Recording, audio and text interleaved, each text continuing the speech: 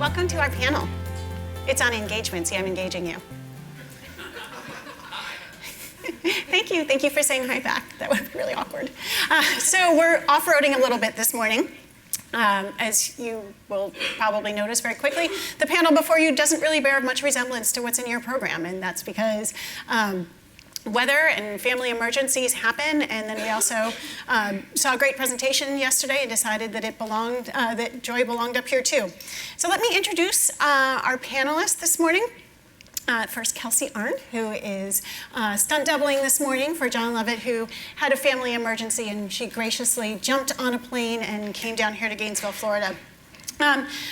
Kelsey is with Parsley, and she works on the publishing side. She previously was working with the Guardian's commercial team, where she managed a bunch of projects for marketing and sales and developing analytics support for their sponsored campaigns and partner hubs. Jessica, who's down here, is a journalist and a news futurist. That's a title I've always craved. Whose work connects thought leaders across disparate disciplines. She founded media strategy and production firm Dot Connector Studio in November 2013. And Joy, who we decided could be on the panel even though she didn't pack a blue shirt, is an engagement strategist whose work focuses on the continually evolving notion of an audience engagement in journalists. She is a consulting fellow at the Reynolds Journalism School of Journalism. You've already been introduced. We don't need to do this. Let's not skip it. Yeah. Okay, yeah. No, let's not do that. All right. So I've asked each of them to do a 5 to 7 minute presentation capturing what they think about engagement. But before we do that, I really want to know. Would you tell me a story about the time you realized how incredibly important engagement is to news? Can I start? Yeah, I can start. It was actually for a particular campaign that we were coordinating with The Guardian. And it was really interesting because we were sort of struggling to produce some kind of like social engagement with these really, really interesting stories. They do sponsored content really, really well. Not only is it beautifully presented, these are really quality stories. And we started putting some data behind it, and we were like, oh wow, like this one campaign isn't quite stacking up the way we would expect it to. And so we started engaging with that particular sponsor, and like really started to empower their social media team as well. And so like coordinating their team with the producers on our side, we really saw this campaign take off, not just because it was sponsored content, but because they were actually like really, really interesting quality stories, and seeing people's engagement and enlightenment there was a really inspiring moment for me. Fantastic, thank you. Jessica? Once upon a time, I was an editor at a political magazine in Chicago called In These Times. And it was 2001, and we were trying very hard to cover what we now know as a war on terror. And then we started to see something happening that we hadn't seen before, which is that there were these newfangled things called blogs, which were popping up, and people besides journalists and experts had a lot of opinions about this so-called war on terror. We started studying this in the magazine and writing about it, my publisher and I, and eventually it turned into a book called Citation, Beyond the Echo Chamber, Reshaping Politics Through Network Progressive Media, which covered many other platforms that have come up since then, which allow people to communicate about the news in their own way, with journalists and without journalists. Joy? So I'll give you a recent example. This fall was a tense time at the University of Missouri, and I was managing a community outreach team at the morning paper there that's run by professional editors and staffed by students. And one of the things my outreach team was doing was mining online conversation for insight to see what we could bring back to the newsroom that would guide our content, guide the decisions we were making about what use we could be, what role we could play in a really tense time. And we noticed that we were getting an awful lot of comments that seemed to talk back each other, with people saying, all of these people saying racism is not a problem, it doesn't exist. All of these people saying, I don't understand, this is not even really a thing. And so we launched an entire line of content around that and invited people to give us their everyday stories of racism. We asked people in a Google form to do that and got 160-something responses, and published in a variety of ways, also went out with audio. But it was one of our most read pieces of the fall, was a story with embedded audio clips of people just saying, here's what racism is to me. So the shares and the reach on that means that it did indeed tap into an actual need, an actual role we could fill, and it's not something we would have come up with on our own. So racism is a thing? It's actually a thing. Racism is a thing. All right, well, thank you for those. Kelsey, do you want to start? Each of our presenters are going to give a quick overview of their work, and then we'll have some questions. Sure.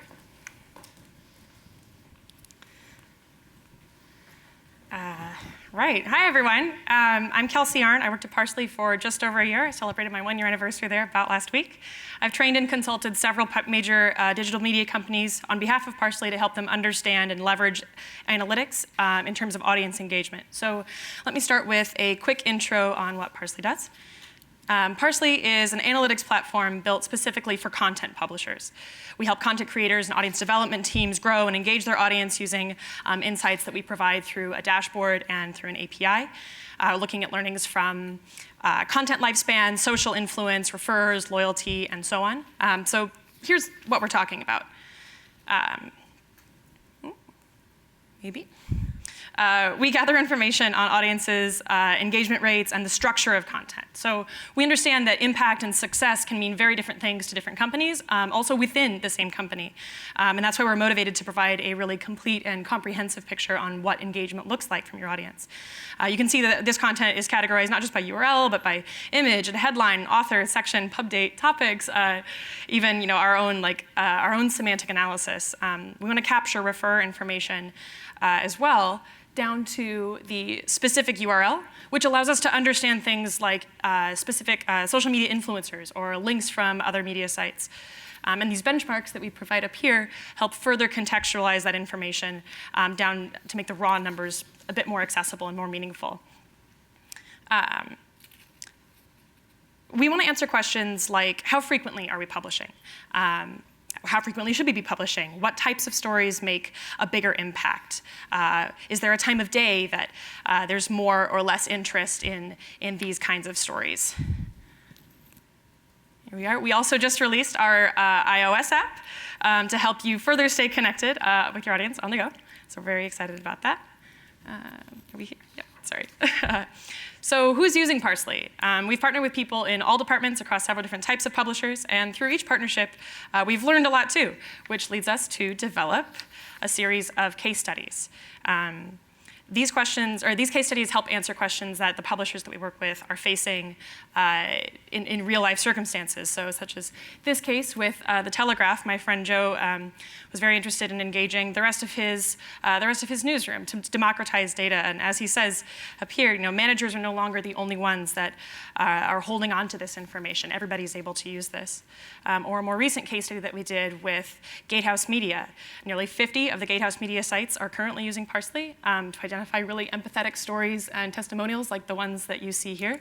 Overall, these sites have seen positive growth in page views since beginning to use Parsley, and it's not surprising that Gatehouse Media has experienced a 3-figure percentage increase in social media referral traffic alone in 2015. In order to be competitive in the digital media landscape, though, journalism graduates today must have some familiarity with tools like Parsley to monitor and interpret real-time and historical data. And that's why we've partnered with a select group of academic institutions who can't afford our normal rates to help us educate students on our value proposition, our workflow, and our brand. The University of Florida was actually our first university partner. One example, in fall 2015, Lehigh University's student-run newspaper, The Brown and White, participated in Parsley's University Partnerships Program in an effort to better understand reader engagement. They asked, how does the length of a piece of content correspond to a reader's engagement time? And ultimately, what they found was that readers spend about the same amount of time on all pieces of content relative to the length of the article. So what does that mean for them? Well, it means the Brown and White has a very short window to capture its audience and to convey its message before readers jump off the page. They also found that that meant that long-form content was not dead. It's just a matter of engaging your audience in the most appropriate manner, right? I do have a really quick 40-second or so video from Lehigh, if we want to play that now.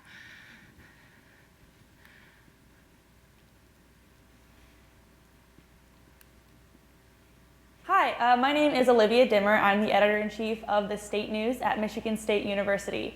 This past semester, we got to use metrics service Parsley, which has done wonders for the way we measure success and create content to adapt to an ever-changing audience.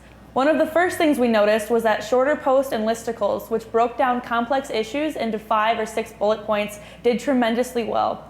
After seeing this reflected in page views on Parsley, we started to create more content like this. The reports tool in particular was very helpful in getting an overall look at what was doing well. We also looked at the overviews during the day to see what stories needed more marketing on social media and what stories were doing fine just being shared by our readers. Because of the feedback we got from Parsley, our overall views this semester was higher than it was last year, something we're really proud of. By closely analyzing the metrics we received from using Parsley, we were able to look overall at what our audience was interested in. Just like every other news organization, we're looking to conserve our resources as much as possible and use them for what our audience truly wants, and Parsley helped us to do that. So if you are interested in the University Partnerships Program, feel free to reach out to me personally, Kelsey at parsley.com, or through any one of these venues. But that is a quick intro to Parsley. So thank you. Thanks, Kelsey. Jessica? This guy? No. Oh, yeah, I do. Okay. So you might be wondering why this twister mat is here. Don't worry, I'm not going to pull one of you from the audience and make you do it. But all will be revealed momentarily. So what do we mean when we say engagement? Attention's important, as we just heard, but it's not just about attention. Attention is the favorite metric for advertisers and people who are trying to figure out how to get more subscribers, more donors, but it's only the beginning. So how do I do this? Aha. There's a lot of ways to define engagement, but this is my favorite. It's to get it into gear. And so how do you get your audience into gear? Because you're teachers and because you're journalists, I thought I'd break it down into a rubric that you can share with your students. And this one should look pretty familiar.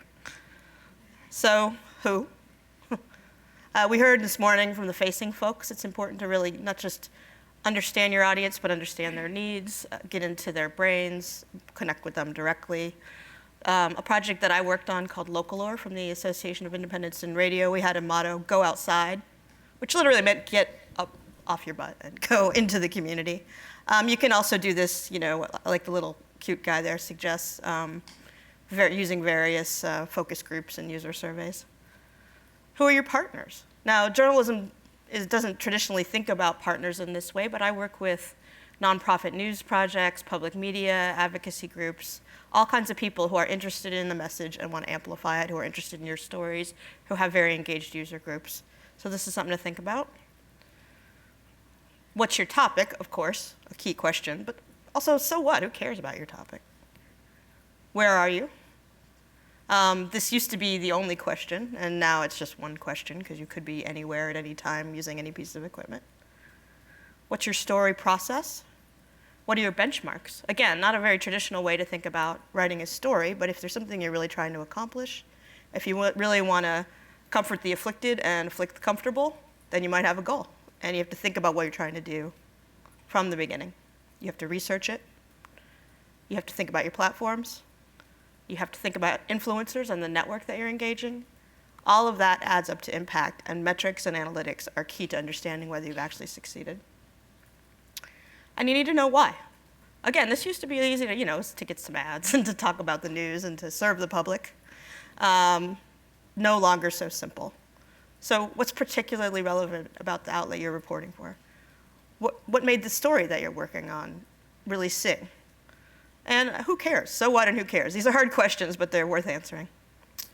So engagement doesn't work in one particular way. It's not just a one-way street. It's not a two-way street. It could be a five-way street. There are different things that you might want to do with your series or your news story or your project.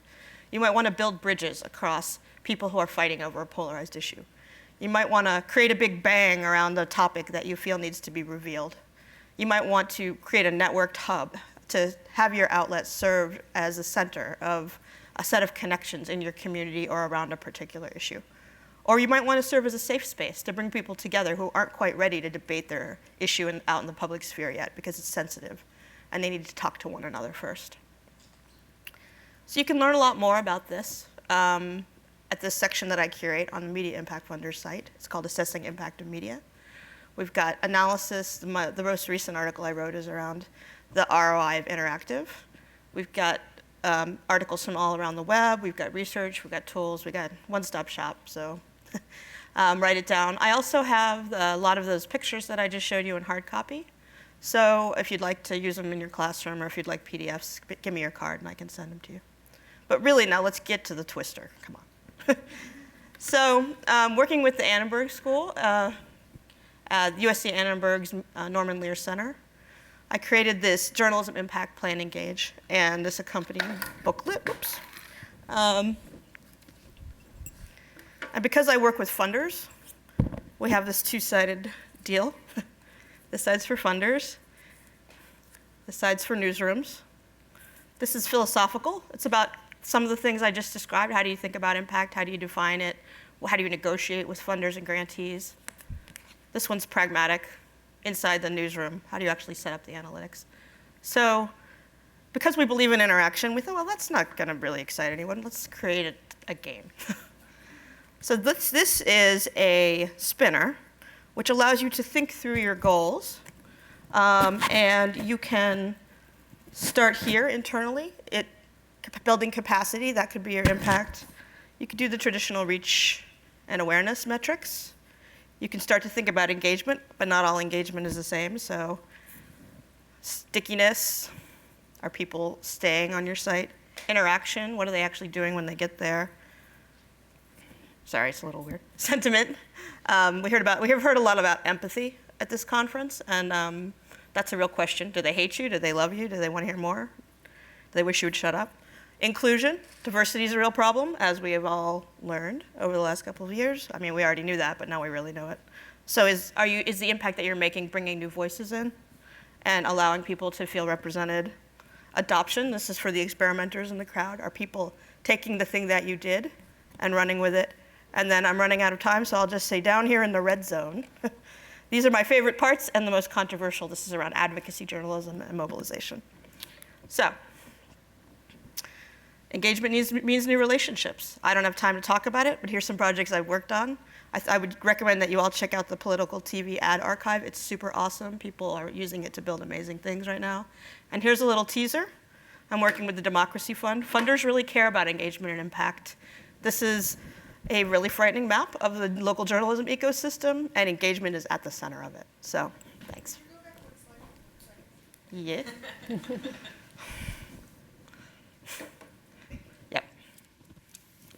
Joy?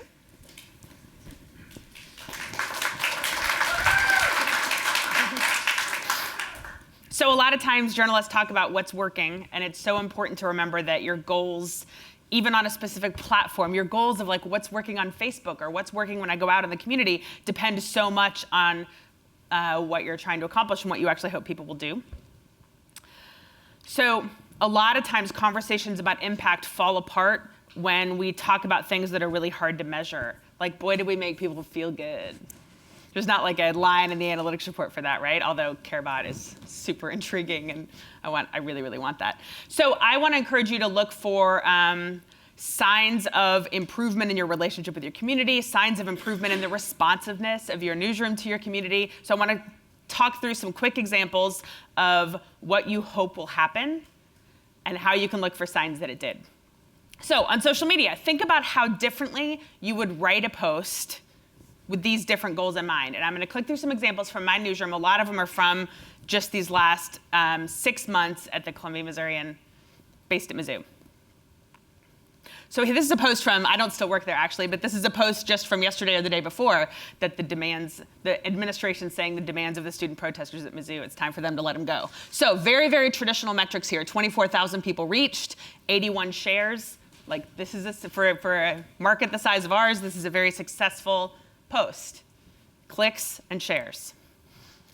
This is one from a very scary night on campus in November. There's no link here. Students were staying home from campus, rumors are flying, fears that the Klan is on campus. It was a really crazy night. My newsroom was fairly quiet while other ones were basically live tweeting the scanner. When we realized how freaked out people were, we sent this tweet. Here's how you can find more information. We won't pass anything along until we can confirm it. You guys, this was one of the most retweeted tweets of that crazy 2 weeks at Mizzou because people were so grateful for a voice of reason, and this is the role that we were playing. Another sign of the, whoops, now we'll get to that in a second. Sometimes a post might be basically about crowdsourcing. This is an education reporter saying, I'm really looking for interesting stories from the schools this semester. And it didn't reach that many people. It wasn't shared that many times. That first like is from our education editor. And yet, she got emails, right? So the success of this post isn't going to show up in metrics. She got emails. She got really, really interesting stories of people we never would have heard of. So what do you hope will happen? Last year during National Poetry Month, we asked readers to send us their favorite poems. We used Creative Commons pictures and ran a social campaign around readers' favorite poems. Didn't work at all on Twitter, only did okay on Facebook. Instagram is where that really shined. But success here is that someone was inspired by it and left a note with their favorite poem, so they became our next person. What do you hope will happen? What is the goal of comments and conversation? What are your success metrics there? We had a really interesting experience this fall, a shooting at a VFW post. We let a source say, this never would have happened if the veterans had been armed. If only we'd had more guns, they wouldn't have messed with us, right? A commenter leaves a comment saying, that assumes the veterans are carrying. Does the VFW allow that? Reporter makes a phone call. Turns out, nope, you can't carry a gun at the VFW. So reporter weighs in and said, followed up on your question, oops, not true at all. So it wasn't really a correction, because the guy said it. But we shouldn't have let him say it. We should have fact-checked that, right? So this is success, because we were held accountable, because it was a question other people would have had, and we publicly engaged in an interaction that made us better. There's not a metric for that, but it's a responsive newsroom and a public that feels like they can influence what they do and hold us accountable. One of my favorite tweets from the whole time at Mizzou is completely self-serving, but there's this thread happening on Twitter about saying, I don't believe that's true. What should we do? We should ask the local media. Somebody says, I tagged Co-Missourian. They can usually verify quickly. And it was followed up with more comments. But what role do you want to play? This I sent out to my newsroom. This is the role we're playing. People know they can trust what we say because we're not live tweeting the scanner. In terms of conversation, we mined hundreds of comments for themes about race relations at Mizzou and inclusion at Mizzou. And I sent a big report to the newsroom saying, here's what we're hearing. This should guide our future content. This is a Google form inviting people to tell us their first-person stories of everyday racism. 179 responses. This one had several dozen. So we did it in a Facebook album because the goal was we wanted them to be shared. So we took excerpts and made them pictures. The text is this young woman's story. Several dozen comments. She weighed in herself. Raquel down here, I took 3 years of Spanish in high school. Here, let me explain my story more. So if our goal in telling stories of everyday racism was to help bridge a divide, this absolutely did it. We went out with recorders, as I said, one of the most read stories of our 2 weeks of coverage. People were hungry for those stories, and the idea to do it came from paying attention to conversation. That's the impact of engagement. Also, try asking users and journalists, did you hear something here that influenced your perspective? We have added that question at the end of stories. We've had Google Forms embedded at the ends of stories. Did this change your mind? What is still missing from this conversation? Who should we talk to? With every opportunity, are you inviting people to help make you better and to help you set your agenda? When I've done work on metrics for mission-driven journalism and nonprofits, I have a post on my blog that lists, if this is your goal, consider measuring these things. So I thought I would stick that up there in case it's useful. Thank you.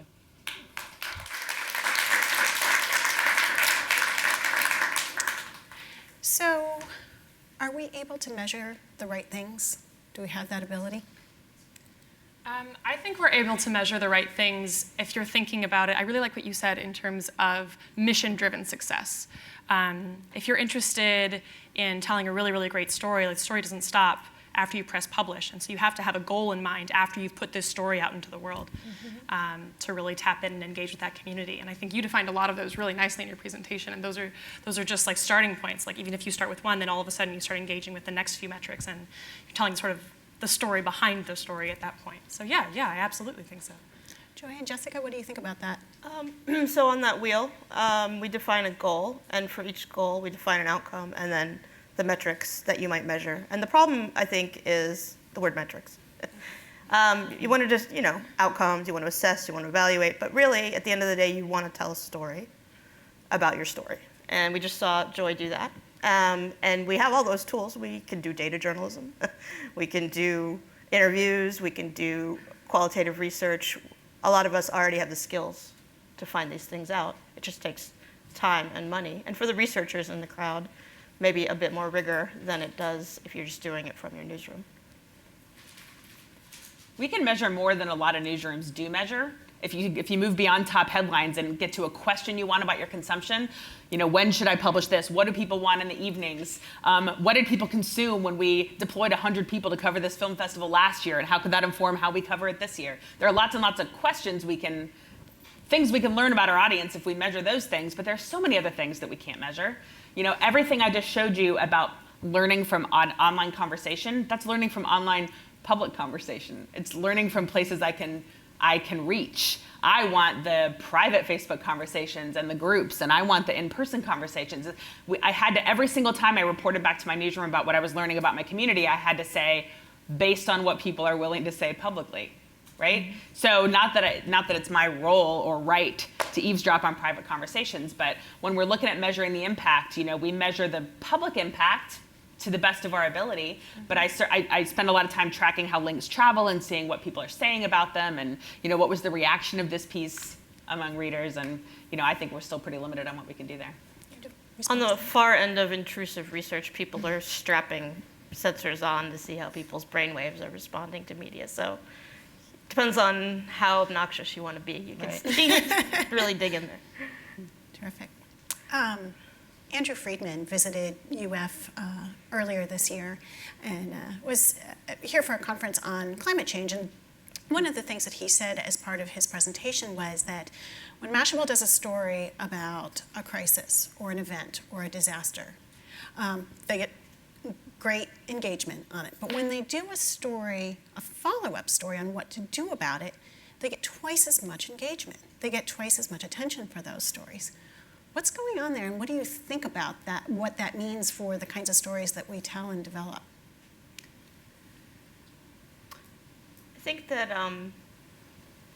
people are oversaturated and sometimes depressed by the way that news has been traditionally conducted, and that they would like solutions.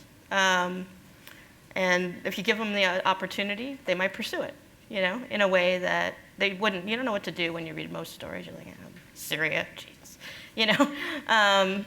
but and so there's a spectrum of possibilities for journalists, and it depends on where your comfort zone is, ranging from learn more about this to, here's a non-profit or concerned with this, all the way down to donate your clothing. It depends on where the comfort zone is and what mechanisms you're giving your readers. I think there's something to be said, too, about identifying a loyal audience and perhaps rewarding that loyal audience with more catered, more driven content in that regard. No doubt if you continue to return to a particular site because you trust them, because you've developed that relationship with them, then you're likely to be more engaged with whatever they continue to produce in this series of stories, whatever that series may be. I think that when journalists get uncomfortable talking about what they hope people will do, it's really important to remember that there are all kinds of journalism. Okay. So, the Huffington Post choice to point out that Trump is a racist every time they write about him, that's a legitimate choice. And Billy Penn, that we were hearing about yesterday from Jim Brady, when you ask Jim Brady what Billy Penn is, he doesn't say it's news. He says it's a platform to make Philly better, right? A mobile platform to make Philly better, I think is their tagline. And then there's the community newspaper editor I worked with just south of Mizzou, who started off his sports stories by saying, congratulations to the 8th grade girls basketball team. He's not neutral about whether the hometown team won a game, right? So there are just so many. It's just really important, I think, for us as journalism professors, many of whom come from a very traditional kinds of markets, traditional kinds of voices, to realize that we're training students to go into all of those places. And that, I don't know if I'm really answering your question. I feel like I'm sort of rambling. No, I think that's really important. Yeah. But so in terms of what people want, it's what your audience wants and what it is your role to give them.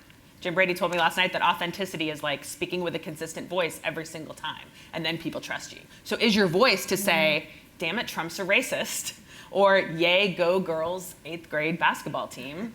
Or is your voice more neutral? Like, we act as if one is automatically better than the other. So looking at it then from 50,000 feet, how would you say that having all of these new tools that are available to us now that we didn't have available to us as recently as a few years ago, how would you say that that's changing the news generation reporting process? It's bringing the audience in, the users in much earlier in the story, and it's keeping them engaged once the story is out. And it's also, if you get into it, it's really fun. It creates a really fun vibe in the newsroom. There's competition between reporters. There are exciting new ways to construct stories. So I think it's great. I think it also presents an opportunity even one step before that, because you're no longer obligated to wait for your audience to come to you. You have, even though your audience has been fragmented across all of these platforms, that's also another opportunity for you to go out and to seek out these audiences wherever you're directing that story. So we're here at a conference for journalism educators. Where does this go in the curriculum? Is it part of reporting classes? Is it its own class? And who should be teaching it? What is it? Engagement. Well, you guys heard what I thought about that yesterday. I'm happy to teach an engagement class, but I wish I didn't have to, because I wish it were baked into the whole curriculum. Yeah. Who's this for? You know, like the Washington Post does this great fact checker. Well, they have a really lengthy online fact checker after a debate, really heavily sourced, and then they have the Snapchat version, right? Like, based on the same facts, completely different voice, digestible on really different platforms. Like, both are success, even if the depth is missing from one and probably the reach is missing from the other, if we're honest. So It should be everywhere. I think it should be a team-taught course. So, for example, this project I'm working on with the Internet Archive, it's for journalists. It's at a library. It's at the internet, and it's called the Political TV Ad Archive. So we're making the ads available within 24 hours in key primary states for downloading, analysis, also the metadata. Reporters are using it, but so can political scientists, so can comedians, so can folks who are doing campaign finance reform. And to analyze that on the other end, you need all those complementary disciplines. You need media studies, you need political science, you need web development. So it really should be an opportunity for the journalism departments to serve as a multidisciplinary lab. So if those are people who should be in the classroom, which disciplines need to be in the newsroom that aren't there now? All of those and more. I mean, ideally, because you have a newspaper that reaches out to a number of different kinds of people, you can engage those folks not just as interviewees, but in helping you understand the community and the issues and the product. I'm going to go with marketing. Really? Because I just spent a few days at Frank listening to public interest communicators talk about what it means to tell their story. And as I'm doing some work now on credibility in social media, and like inevitably when I talk to people about how they build credibility, it's about telling the story of their brand, and it's something journalists are uncomfortable with. But what is that consistent voice? Billy Penn knows how to market itself. They're building a brand from scratch by saying, here's who we're aiming to serve, and here's the role that we play. And I wish journalists would feel more comfortable telling the story of their work, speaking directly to people and saying, here's why you should trust us, here's why you should turn to us. I don't see what's wrong with that, but it makes journalists really nervous to talk about it, or resentful. Well, they're afraid that they're not going to be objective, right? Which is a value that we've seen really challenged over the last 20 years in a lot of ways, and transparency is the new value that replaces it. And they don't think they should have to sell their stuff. They think it should speak for itself. Yeah, we report and then you decide. Right. I'm so glad they're laughing at that. It's a really progressive crowd.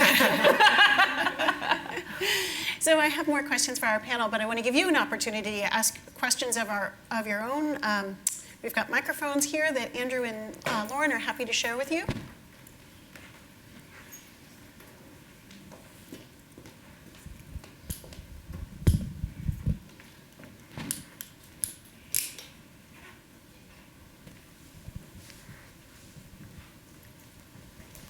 Oh, is Brian Boyer here? Okay. I was thinking as Joy was talking about Billy Penn saying who they're for and what they are, and was wondering if we would ever get the similar candor from newspapers saying, we're for boomers and older, we're for the dying part of the community, and we hope you don't die very fast, which obviously got some laughs, but some of transparency, maybe not in that, but in covering tough stories, but maybe also in the audience we're reaching, it isn't as flattering as Billy Penn saying, "Hey, we're for for making Philly better, and we're targeting the millennials," and those sorts of things.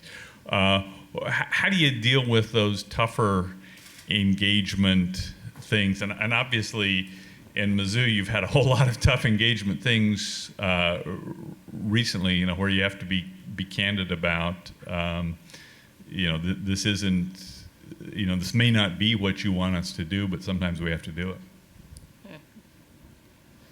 I think that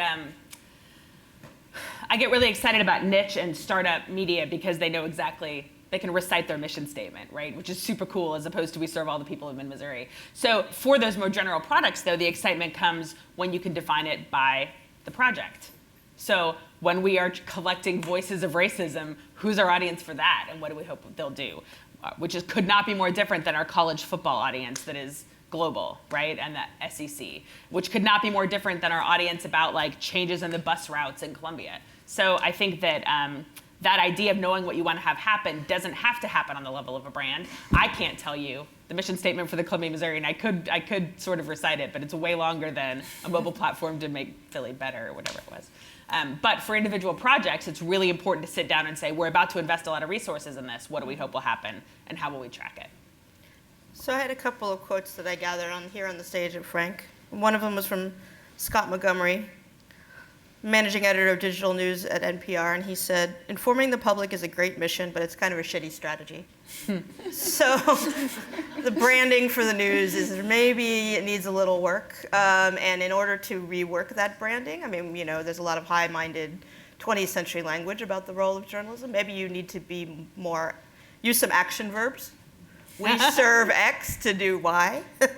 Another NPR quote that I gathered, which is why I was asking about Brian, "The measures we have for journalism success are fucking terrible."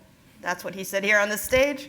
And that's the other piece of the puzzle. You need to know what you're trying to accomplish in order to state your engagement mission in a lucid and interesting way.